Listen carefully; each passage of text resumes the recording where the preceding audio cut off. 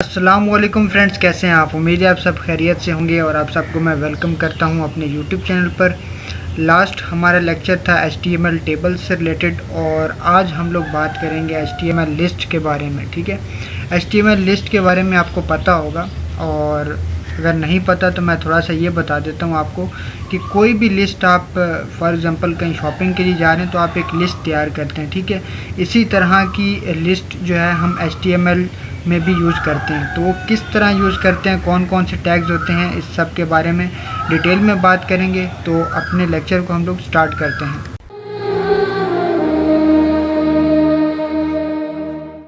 जी तो फ्रेंड्स, मैंने अपना वर्ड डॉक्यूमेंट आपके सामने ओपन कर लिया है और यहाँ पे HTML लिस्ट की आपको हेडिंग नज़र आ रही होगी। ठीक है, अब HTML लिस्ट के बारे में हम लोग पढ़ते हैं। सबसे पहले हम यहाँ पे पढ़ लेते हैं कि क्या लिखा हुआ है। HTML list allow web developers to group a set of related items in a list.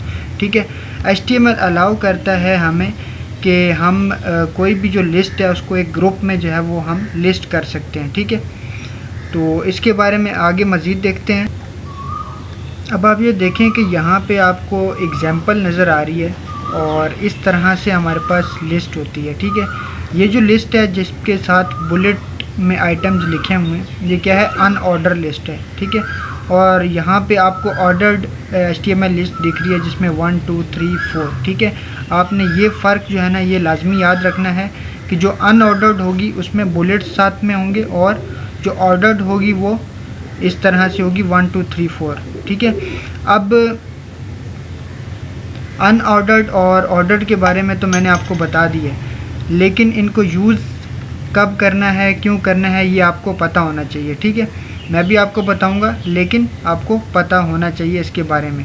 ठीक है, तो हम क्या करते हैं कि सबसे पहले हम अपनी फ़ाइल बना लेते हैं और वेबसाइट डेवलपमेंट पे मैं राइट क्लिक करता हूँ।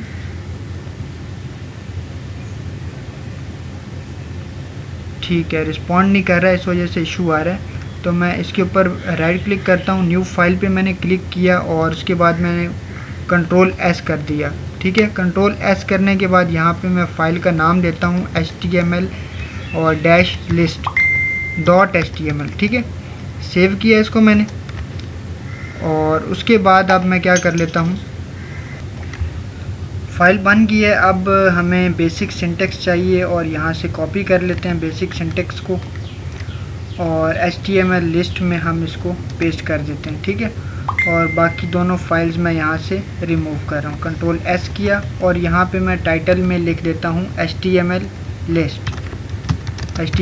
लिस्ट और यहाँ से बॉडी से सब कुछ रिमूव कर रहा हूँ। ठीक है, सेव कर दिया इसको मैंने और अब डॉक्यूमेंट में चलते हैं अपने और वहाँ पे देखते हैं कि हमने क्या चीज़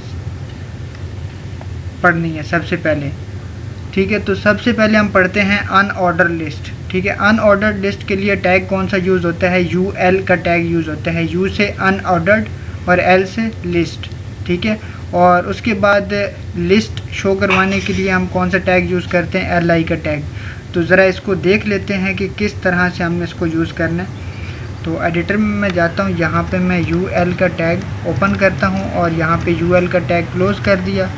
इसके दरमियान में LI का टैग मैं यूज़ कर लेता हूँ। ठीक है, और LI का टैग के दरमियान में मैं लिखता हूँ फ़रोख और उसके बाद इसको कॉपी कर लेता हूँ क्योंकि लिस्ट हमने काफ़ी 3-4 तो एटलीस्ट होनी चाहिए। ठीक है, फ़रोख हमज़ा, उसके बाद सना, उसके बाद कुमैल। ठीक है, ये अब मैंने अनऑर्डर्ड लिस्ट तैयार कर ली है। इसको अब मैं ब्राउज़र में जाके रिफ़्रेश करता हूँ और वेबसाइट डेवलपमेंट में गए और उसके बाद HTML लिस्ट, इसके ऊपर डबल क्लिक करेंगे और ये फ़ाइल हमारी ओपन हो जाएगी यहाँ पे। ठीक है, ये आपको दिख रहा होगा, ये क्या है, अनऑर्डर्ड लिस्ट है। अब इसी तरह से हम ऑर्डर्ड लिस्ट तैयार कर लेते हैं। ठीक है, ऑर्डर्ड लिस्ट के लिए क्या करेंगे, हम OL का इस्तेमाल करेंगे। O का मतलब क्या है, ऑर्डर्ड, और L का मतलब है लिस्ट। मैं आपको ज़रा डॉक्यूमेंट में भी दिखा दूं ताकि कोई कन्फ्यूजन ना रहे आपको। ठीक है। अनऑर्डर्ड लिस्ट हमने देख लिया। अब है ऑर्डर्ड लिस्ट। ऑर्डर्ड के लिए क्या करेंगे, ओ का इस्तेमाल करेंगे। ओ का मतलब है ऑर्डर्ड, एल का मतलब है लिस्ट। ऑर्डर्ड लिस्ट और उसके अलावा बाकी सब सेम है, ठीक है। तो यहाँ पे ओ एल का टैग ओपन किया, ओ एल का टैग क्लोज़ किया और यहाँ पे एल आई का टैग यूज़ करेंगे, ठीक है। और यहाँ पे मैं लिखता हूँ फ़रोख।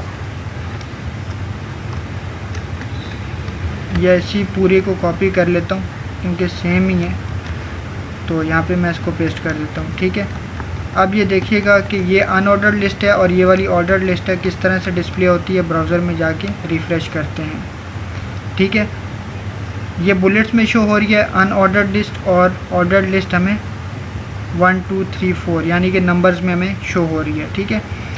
उसके बाद क्या है हमारे पास, ये देख लेते हैं HTML डिस्क्रिप्शन लिस्ट।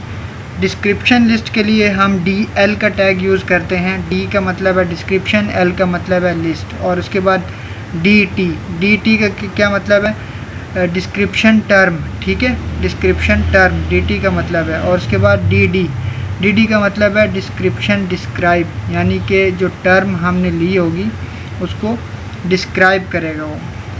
तो इसको ज़रा हम यूज़ कर लेते हैं और मैं वहाँ पे जाता हूँ एडिटर में और इन सब को मैं रिमूव करके और यहाँ पे डिस्क्रिप्शन लिस्ट DL का टैग यूज़ करता हूँ और यहाँ पे DL का टैग मैंने क्लोज़ कर दिया। इसी तरह से अब मैं यहाँ पे DT का टैग ओपन करूँगा और यहाँ पे DT का टैग क्लोज़ करूँगा, ठीक है। और उसके बाद देखें DL का टैग ओपन किया, DL का टैग क्लोज़ हुआ, DT का टैग ओपन हुआ और उसके बाद DD, ठीक है। तो कॉफ़ी और मिल्क इन दोनों को हम DT बना देते हैं, यानी कि ये हमारी टर्म है, ठीक है। कॉफ़ी और मिल्क हमारी क्या है, टर्म है। तो कॉफ़ी यहाँ पे मैं लिख देता हूँ और इसके बाद DT का एक और टैग मैं यूज़ करता हूँ, यहाँ पे मैं लिख देता हूँ मिल्क, ठीक है।